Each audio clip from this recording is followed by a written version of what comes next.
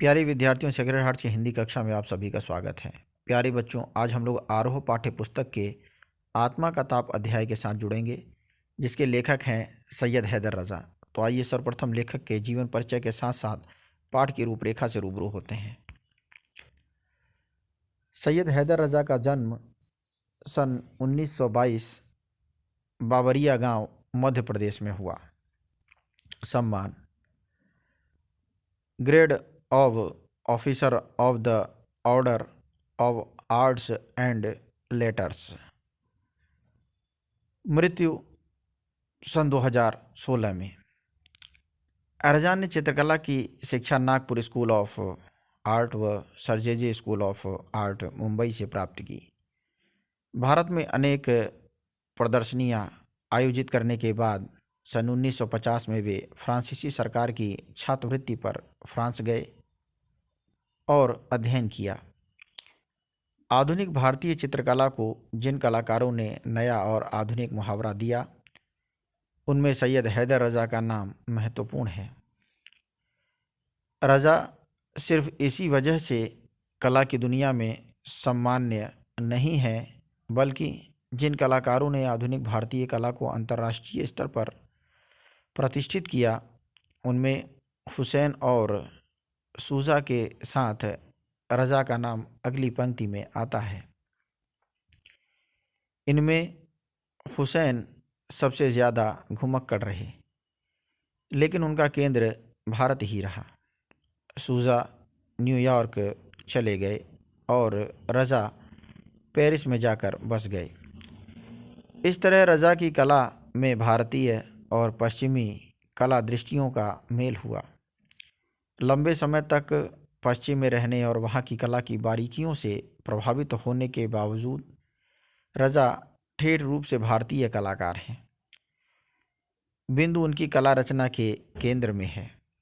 उनकी कई कलाकृतियाँ बिंदु का रूपाकार हैं। यह बिंदु केवल रूपाकार नहीं है, बल्कि पारंपरिक भारतीय चिंतन का केंद्र बिंदु भी है। यहाँ यह भी गौरतलब है कि बिंदु की तरफ उनका झुकाव उनके स्कूली शिक्षक नंदलाल झरिया ने कराया था। रज़ा की कला और व्यक्तित्व में उदात्तता है।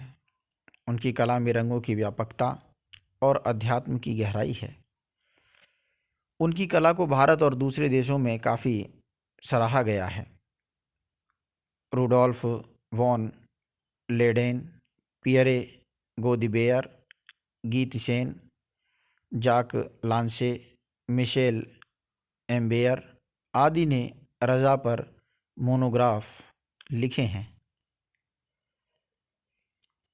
यहाँ दिया गया पाठ सैयद हैदर रज़ा की आत्मकथात्मक पुस्तक आत्मा का ताप का एक अध्याय है। इसका अंग्रेजी से हिंदी अनुवाद मधु बी जोशी ने किया है। यहाँ रज़ा ने चित्रकला के क्षेत्र में अपने आरंभिक संघर्षों और सफलताओं के बारे में बताया है। एक कलाकार का जीवन संघर्ष और कला संघर्ष, उसकी सर्जनात्मक बेचैनी, अपनी रचना में सर्वस्व झोंक देने का उसका जुनून, ये सारी चीज़ें इसमें बहुत रोचक व सहज शैली में उभर कर आई हैं।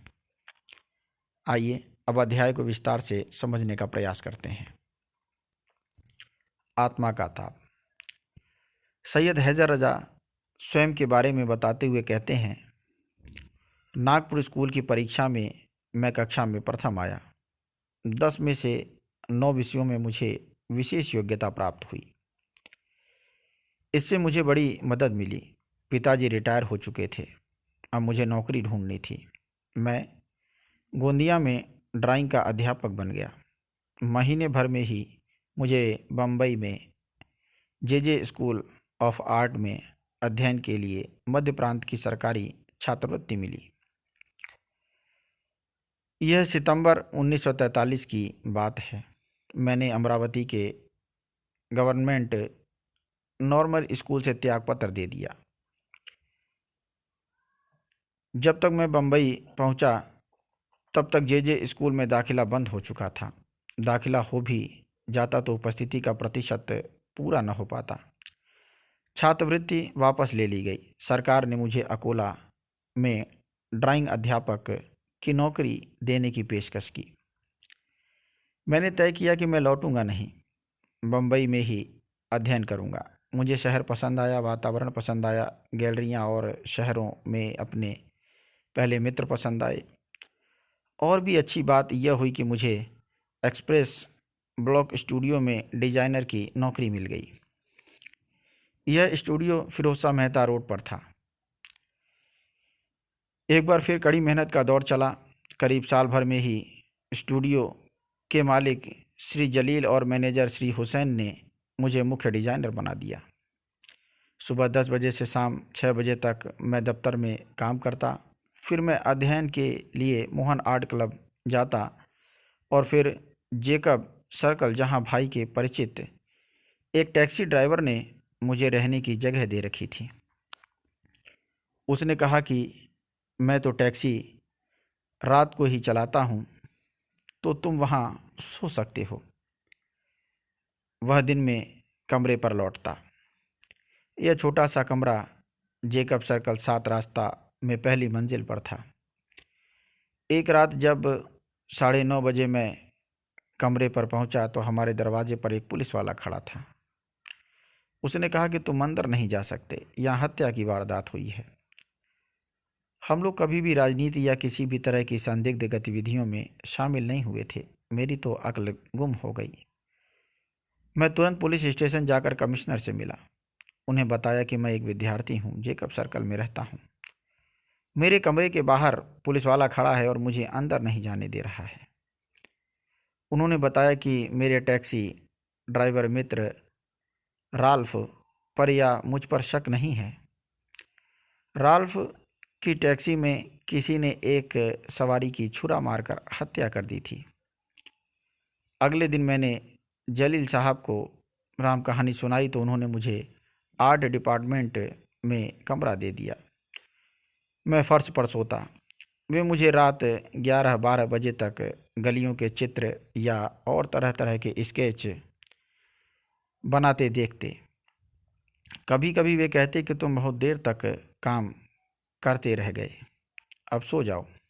कुछ महीने बाद उन्होंने मुझे एक बहुत शानदार ठिकाना देने की पेशकश की। उनके चचेरे भाई के 6ठी मंजिल के फ्लैट का एक कमरा, उसमें 2 पलंग पड़े थे। उनकी योजना यह थी कि अगर मैं उनके यहाँ काम करता रहा तो मुझे कला विभाग का प्रमुख बना दिया जाए।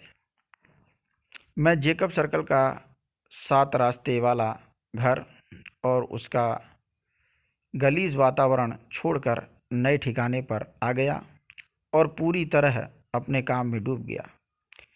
इसका परिणाम यह हुआ कि 4 बरस में 1948 में बॉम्बे आर्ट्स सोसाइटी का स्वर्ण पदक मुझे मिला। इस सम्मान को पाने वाला मैं सबसे कम आयु का कलाकार था। 2 बरस बाद मुझे फ्रांस सरकार की छात्रवृत्ति मिल गई।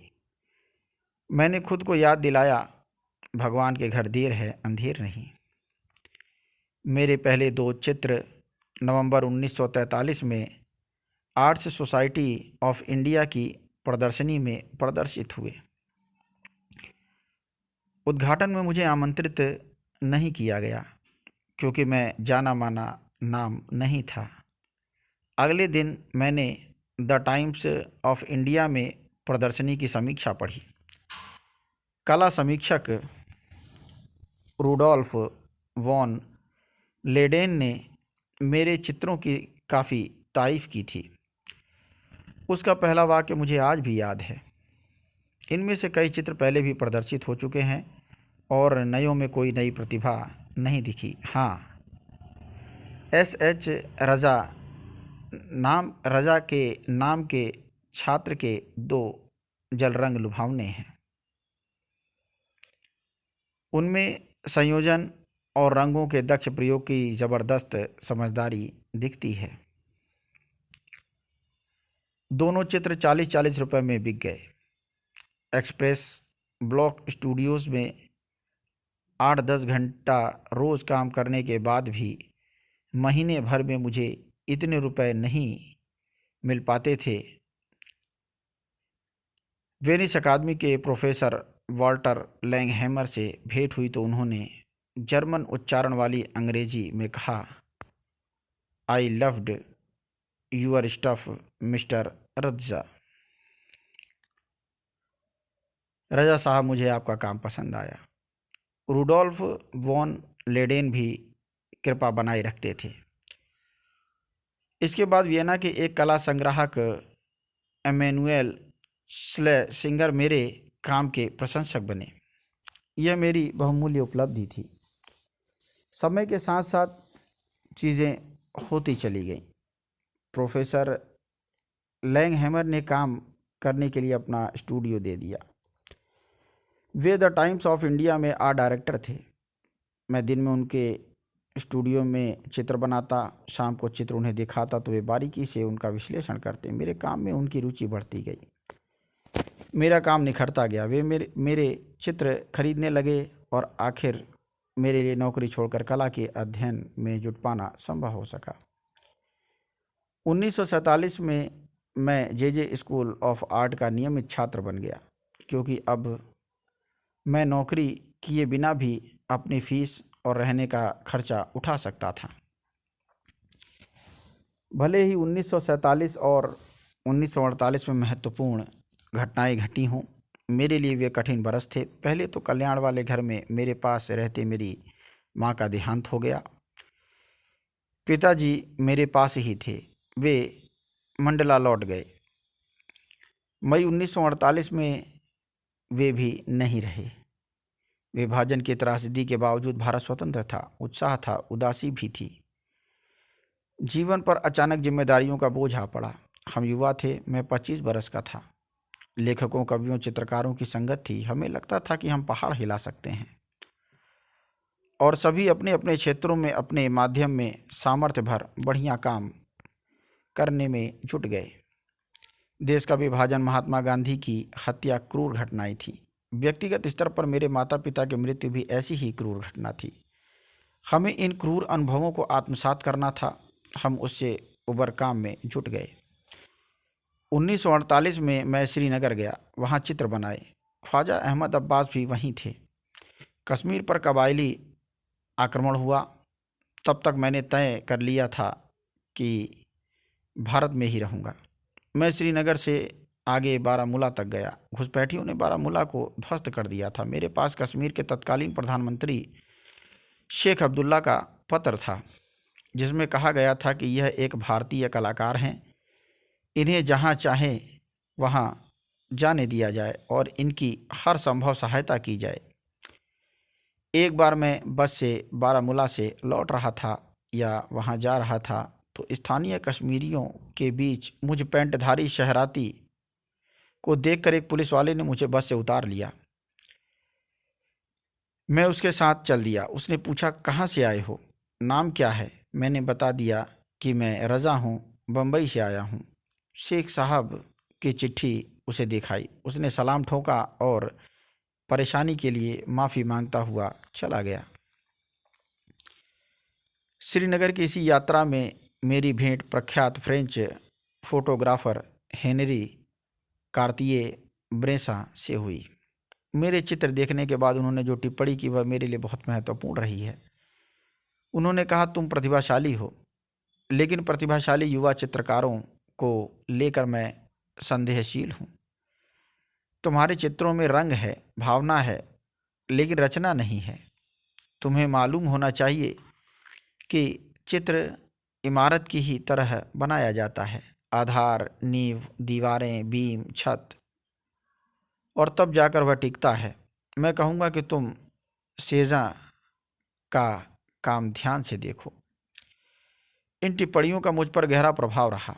बम्बई लौटकर मैंने फ्रेंच सीखने के लिए अलियांस फ्रांसे में दाखिला ले लिया। फ्रेंच पेंटिंग में मेरी खासी रुचि थी, लेकिन मैं समझना चाहता था कि चित्र में रचना या बनावट वास्तव में क्या होगी। 1950 में एक गंभीर वार्तालाप के दौरान फ्रेंच दूतावास के सांस्कृतिक सचिव ने मुझसे पूछा, तुम फ्रांस जाकर कला का अध्ययन क्यों करना चाहते हो? मैंने पूरे आत्मविश्वास से उत्तर दिया, फ्रेंच कलाकारों का चित्रण पर अधिकार है। फ्रेंच पेंटिंग मुझे अच्छी लगती है। तुम्हारे पसंदीदा कलाकार सेजा, वॉन गॉग, गोगा, पिकासो, मातीस, शागाल और ब्रॉक। पिकासो के काम के बारे में तुम्हारा क्या विचार है? मैंने कहा, पिकासो का हर दौर महत्वपूर्ण है क्योंकि पिकासो जीनियस है। वह इतने खुश हुए कि मुझे 1 के बजाय 2 बरस के लिए छात्रवृत्ति मिली। मैं सितंबर में फ्रांस के लिए निकला और 2 अक्टूबर 1950 को मार्सेई पहुंचा। यूं पेरिस में मेरा जीवन प्रारंभ हुआ। बम्बई में रहते एक ऊर्जा थी, काम करने की एक इच्छा थी। आत्मा को चढ़ा या ताप लोगों को दिखाई देता था। अपने यहाँ ज़बरदस्त उदारता थी। कोई काम करने का इच्छुक हो तो लोग सहायता को तैयार रहते थे। मैं अपने कुटुंब के युवा लोगों से कहता रहता हूँ कि तुम्हें सब कुछ मिल सकता है, बस तुम्हें मेहनत करनी होगी। चित्रकला व्यवसाय नहीं, अंतरात्मा की पुकार है। इसे अपना सर्वस्व देकर ही कुछ ठोस परिणाम मिल पाते हैं। केवल ज़हरा जाफरी को कार्य करने की ऐसी लगन मिली। वह पूरे समर्पण से दमोह शहर के आसपास के ग्रामीणों के साथ काम करती हैं। कल मैंने उन्हें फ़ोन किया यह जानने के लिए कि वह दमोह में क्या कर रही हैं। उन्हें बड़ी खुशी हुई कि मुझे सूर्य प्रकाश, उस ग्रामीण स्त्री का पति जो अपने पति का नाम नहीं ले रही थी, का किस्सा याद है। मैंने धृष्टता से उन्हें बताया कि बिन मांगे मोती मिले, मांगे मिले न भीख। मेरे मन में शायद युवा मित्रों को यह संदेश देने की कामना है कि कुछ घटने के इंतजार में हाथ पर हाथ धरे न बैठे रहो, खुद कुछ करो। ज़रा देखिए, अच्छे खासे संपन्न परिवारों के बच्चे काम नहीं कर रहे, जबकि उनमें तमाम संभावनाएं हैं, और यहाँ हम बेचैनी से भरे काम किए जाते हैं। मैं बुखार से छटपटाता सा अपनी आत्मा, अपने चित्त को संतप्त किए रहता हूँ। मैं कुछ ऐसी बात कर रहा हूँ जिसमें खामी लगती है। यह बहुत गजब की बात नहीं है, लेकिन मुझ में काम करने का संकल्प है। भगवत गीता कहती है, जीवन में जो कुछ भी है तनाव के कारण है। बचपन, जीवन का पहला चरण एक जागृति है, लेकिन मेरे जीवन का बम्बई वाला दौर भी जागृति का चरण ही था। कई निजी मसले थे जिन्हें सुलझाना था। मुझे आजीविका कमानी थी। मैं कहूँगा कि पैसा कमाना महत्वपूर्ण होता है, वैसे अंततः वह महत्वपूर्ण नहीं ही होता। उत्तरदायित्व होते हैं, किराया देना होता है, फीस देनी होती है, अध्ययन करना होता है, काम करना होता है। कुल मिलाकर स्थिति खासी जटिल थी। मेरे माता पिता के न रहने और राष्ट्रपिता महात्मा गांधी को खो देने से जटिलता और बढ़ी। धन्यवाद।